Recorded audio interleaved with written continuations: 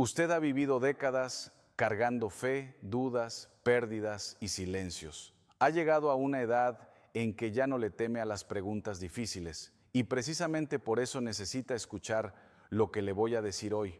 Hay un error espiritual muy común que personas en su etapa de vida cometen y no es falta de fe ni ignorancia de las Escrituras. Es exactamente lo contrario. Es leer la palabra de Dios con los ojos equivocados. Y ese error silencioso puede estar costándole algo que no tiene precio. Quiero preguntarle algo con toda la sinceridad de la que soy capaz. ¿Hay alguien en su vida a quien usted le debe una palabra, un perdón o simplemente su presencia y que ha pospuesto porque en algún lugar del corazón siente que ya es demasiado tarde?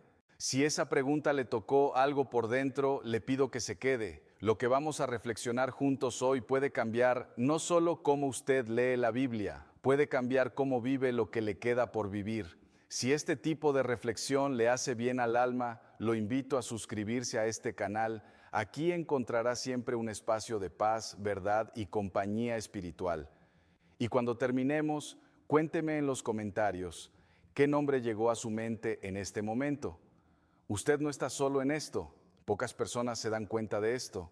Y cuando lo digo, no lo digo para asustar a nadie. Lo digo porque me importa lo que está pasando en su corazón. Usted ha leído Mateo 24. Ha escuchado hablar de las señales del fin de los tiempos. Ha visto las noticias de estos últimos años, las guerras, los desastres, la confusión moral que avanza como marea. Y en algún momento, quizás sin notarlo, algo cambió en usted. La Biblia que abría para encontrar paz comenzó a dejarle un peso en el pecho. Las palabras de Jesús, que debían ser su refugio, se convirtieron en fuente de inquietud. Eso es lo que quiero hablarle hoy, porque hay un error espiritual muy serio y muy silencioso que ocurre cuando leemos la profecía con los ojos del terror en lugar de con los ojos del discípulo. Y este error no les ocurre a los que no creen, les ocurre precisamente a los que sí creen, a los que abren su Biblia, a los que rezan, a los que se toman en serio la fe. Escúcheme bien, Jesús dijo en el Evangelio de Juan con una claridad que no deja lugar a dudas: no se turbe vuestro corazón ni tenga miedo. Lo dijo como mandato, no como sugerencia, no como consuelo sentimental, como mandato. Eso significa que la turbación y el miedo ante las señales del fin no son la respuesta que Él esperaba de nosotros. Son de hecho lo opuesto a lo que Él nos pidió. Entonces, ¿cuándo fue la última vez que leyó las palabras de Jesús sobre el fin de los tiempos y sintió paz en lugar de peso? Si esa pregunta le incomoda, es porque algo en su manera de leer la profecía necesita ser revisado, y hoy quiero ayudarle a hacer esa revisión.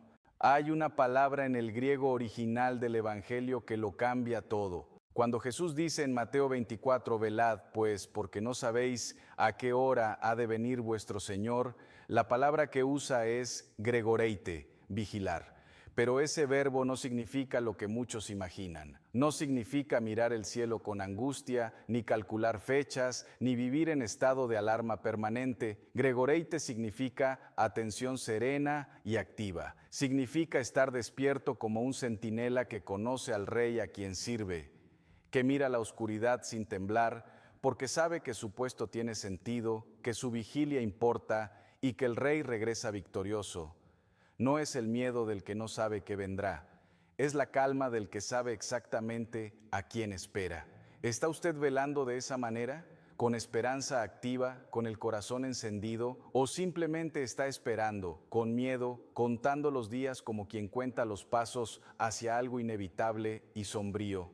Esa diferencia no es pequeña, es la diferencia entre una fe que libera y una fe que aprisiona. Y hay algo más que necesito decirle: el error no nace de leer demasiado la Biblia, nace de leerla sin el lente correcto. San Agustín, uno de los grandes maestros de la Iglesia, escribió que los signos del fin no son para el creyente señales de catástrofe personal, son señales de consumación gloriosa. El Catecismo de la Iglesia Católica lo dice con precisión: anticipar el retorno de Cristo debe generar esperanza viva, no parálisis espiritual. Piénselo así: dos personas ven llegar la misma tormenta en el horizonte. Una huye aterrada sin saber a dónde ir. Otra, que conoce que tiene refugio seguro, camina hacia su casa con paso firme, sin negar la tormenta, pero sin ser devorada por ella. La diferencia no está en la tormenta, está en lo que cada una sabe sobre su destino. La forma en que usted ha leído la profecía lo acerca a Dios o lo aleja de las personas que Dios puso a su lado, porque eso, precisamente eso, es lo que quiero mostrarle a continuación, cómo este error espiritual, tan silencioso y tan sincero al mismo tiempo, tiene un rostro humano concreto y cómo he visto con mis propios ojos lo que puede costarle a alguien que ama a Dios con todo el corazón. Lo que le voy a contar no es un caso extremo, no es la historia de alguien que perdió la fe, ni de alguien que tomó un camino equivocado por maldad o por descuido. Es la historia de un hombre que amaba a Dios con toda su alma, con toda su Biblia subrayada de rojo, y que sin embargo llegó a mi confesionario cargando algo que no debería haber cargado solo. Fue hace algunos años. Un señor de 74 años se sentó frente a mí. Tenía la Biblia en la mano, no como adorno, sino como quien la trae porque ha vivido dentro de ella. Páginas dobladas, márgenes llenos de notas, pasajes marcados con tanta tinta roja que algunas páginas parecían en llamas.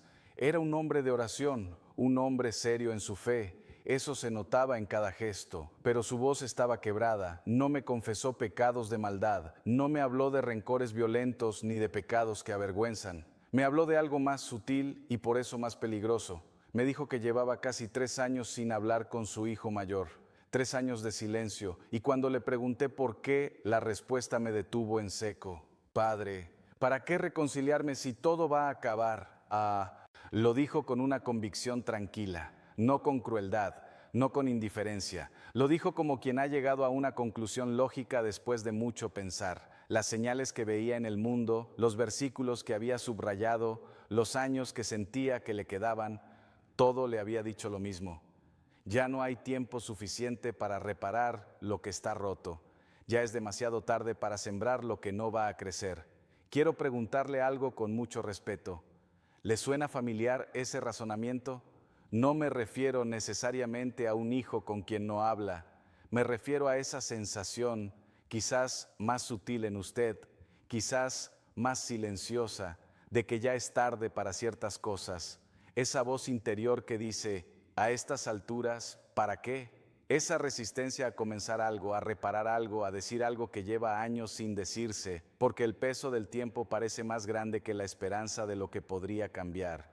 Ese hombre no era cobarde, era un hombre que amaba a Dios con todo lo que tenía, pero el amor mal dirigido también puede paralizarnos, y a veces la espiritualidad más sincera puede convertirse, sin que nos demos cuenta, en una coraza que nos protege de hacer lo difícil, porque reconciliarse es difícil, llamar a alguien después de 3 años de silencio es difícil, pedir perdón cuando uno cree tener razones para el rencor, eso es difícil.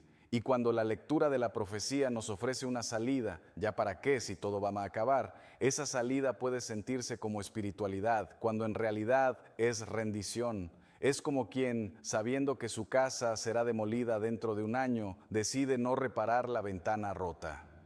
¿Para qué gastar el esfuerzo si de todas formas va a caer?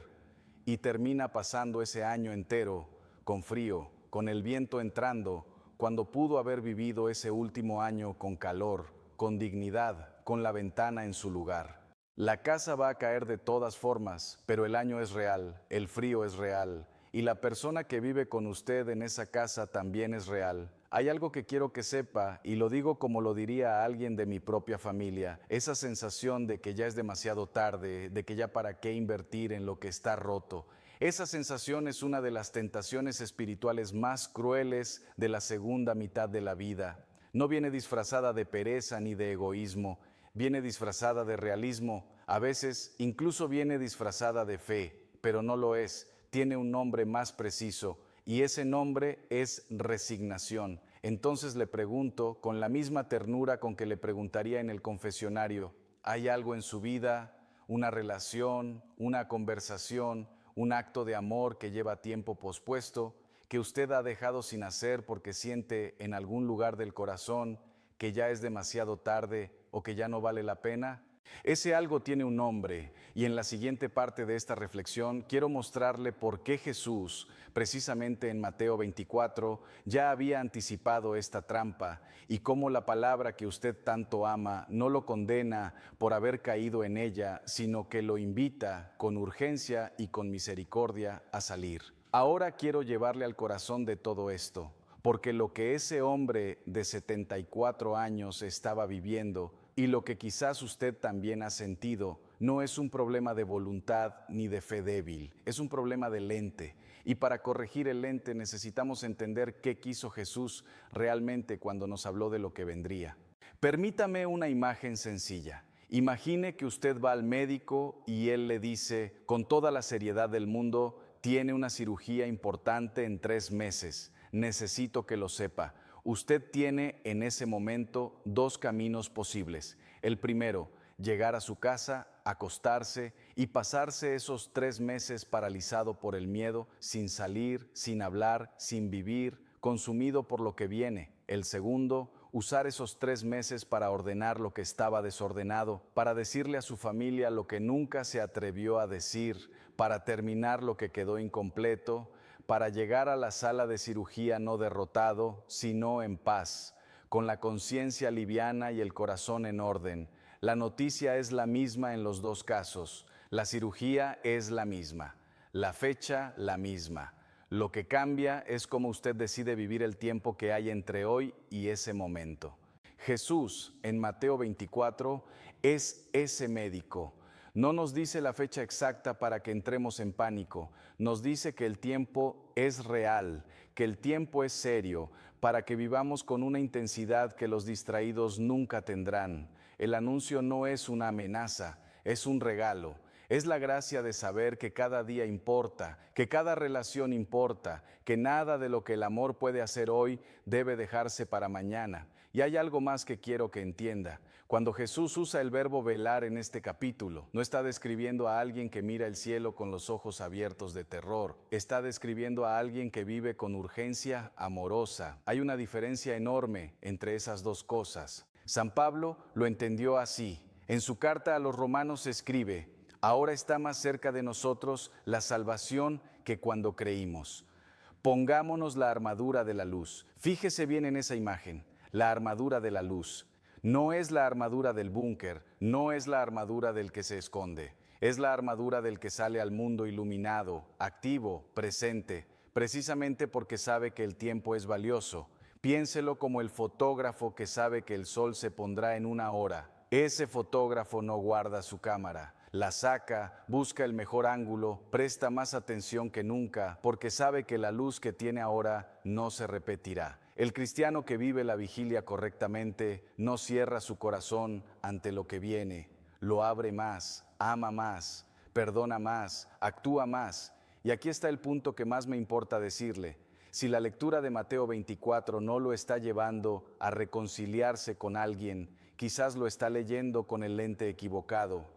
Porque inmediatamente después de hablar del fin de los tiempos, Jesús nos dice en Mateo 25 cómo será el juicio. Y en ese juicio no pregunta cuántas profecías conocía el creyente. Pregunta cuántas veces dio de comer, visitó al enfermo, tendió la mano al que estaba solo. La escatología de Jesús, su enseñanza sobre los últimos tiempos, desemboca siempre en el amor concreto, siempre. San Pedro lo dice con una claridad que no necesita comentario. El fin de todas las cosas se acerca, sed pues sobrios y velad en oración.